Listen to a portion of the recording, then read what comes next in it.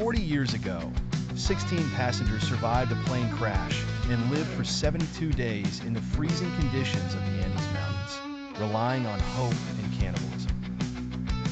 For the survivors, this experience was a nightmare, although the world later called it the miracle in the Andes. This event began on October 12, 1972, when Uruguayan Air Force Flight 571 left Montevideo, headed for Santiago. On board was the Old Christians rugby team, along with friends and acquaintances, scheduled for a friendly match in the Chilean capital. As weather deteriorated, the pilot chose to land in the Argentine city of Mendoza at the foothills of the Andes. They spent the night there, but on October 13th, despite worsening weather, the five-person crew, under passenger pressure, decided to take off for Santiago. The twin-engine turboprop Fairchild Hiller FH 227D was expected to face turbulence, but the 40 passengers and 5 crew members were confident. Most were 19 or 20 years old, many on their first flight. However, the flight faced trouble over Chilean airspace when it descended 200 meters, hitting a mountain edge and losing part of its tail before crashing on the snow.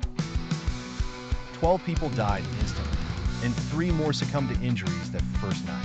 Santiago Airport's control tower received the last radio message at 3:30 p.m. local time.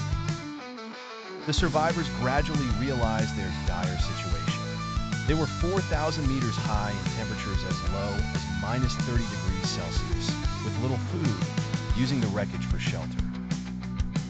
They received devastating news via a small radio 10 days later. The search for them had been called off. They faced a heartbreaking decision that would later make headlines. They began to eat the flesh of their deceased comrades. Facing terrible conditions, the group persevered. Carlos Paez, one survivor, recalled in a 30th anniversary interview, "When we learned the search was stopped, that we were no longer considered alive, we had to make a decision. We had nothing left to eat," he said. The group endured storms and freezing temperatures for weeks. Stronger, healthier members explored, but found no signs of civilization. Stranded in the snow-covered, isolated area of the world's longest mountain range, they faced immense stress and struggle. On the afternoon of October 29th, an avalanche buried the plane's remnants, killing 8 more people. By then, only 19 survivors remained, and conversations began to focus on food. Paez, then 18, said, "We were starving," adding, "We made a list of 130 restaurants in Montevideo. It was pure self-torture." They marked a cross in the snow with luggage, hoping for aerial rescue. Survivor Roberto Canessa recalled, "What kept us strong was thinking about the next day. Maybe tomorrow we'll be rescued." That kept us alive for 72 days. "Maybe tomorrow" became our motto.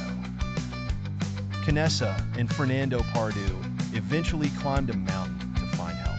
After 10 days and 70 kilometers through the Andes, they encountered a Chilean farmer who alerted rescue teams.